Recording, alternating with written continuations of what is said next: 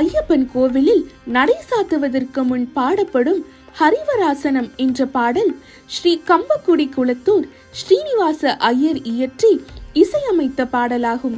நிறைய பாடகர்கள் இந்த பாடலை பாடியிருந்தாலும் KJ ஏசுதாஸ் பாடிய பாடலே கோவில் நடையில் ஒளிபரப்பப்படுகிறது. இருமுடி தாங்கி 18ஆம் படி ஏறி ஐயப்பனை தரிசனம் செய்வது சிறப்பு. இருமுடி தரிக்காதவர்கள் வேறு பாதை வழியாக சென்று ஐயப்பனை தரிசிக்கலாம். மகிஷி என்ற கொடிய அரக்கியை வதம் செய்ய மணிகண்டன் சென்றபோது இந்திரன் சிங்கமாகவும் குதிரையாகவும் இருந்து ஐயப்பனை தாங்கி சென்றதாக கூறப்படுகிறது. அரக்கியை கொன்ற பிறகு சுவாமி ஐயப்பன் தியானம் செய்த இடமே சபரிமலை ஆகும். 18 மலைகளுக்கு இடையே இந்த சபரிமலை அமைந்துள்ளது. ஸ்ரீ பூதநாத உபாக்கியானத்தில் 18 படிகளுக்கு கடூரவன் கருப்புசாமி இருவரும் காவலாக இருப்பதாக கூறப்படுகிறது. கன்னி மூலையில் கணபதியும் வாயு திசையில் மாளிகை புரத்தம்மனும் வீற்றிருக்கிறார்கள். சங்க காலத்தில் இது சேரர்களின் வழிபாட்டு தலமாக இருந்தது. ஆண்டுதோறும் லட்சக்கணக்கான பக்தர்கள் இங்கு புனித பயணம் மேற்கொள்கிறார்கள்.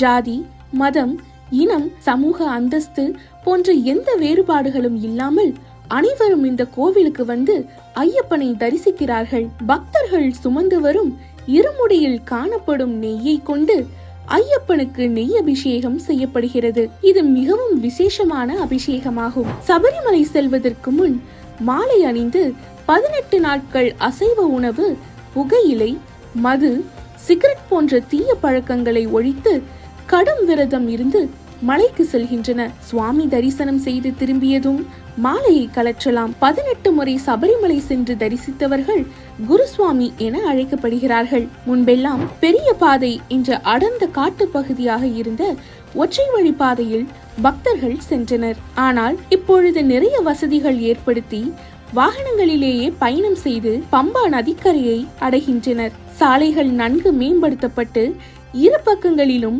கடைகள், மருத்துவ வசதிகள் கூடிய சாலையாக மாறியுள்ளது. பக்தர்களின் தரிசன வசதிக்காக ஆன்லைனிலும் முன்பதிவு செய்து கொள்ளும் வசதி உள்ளது.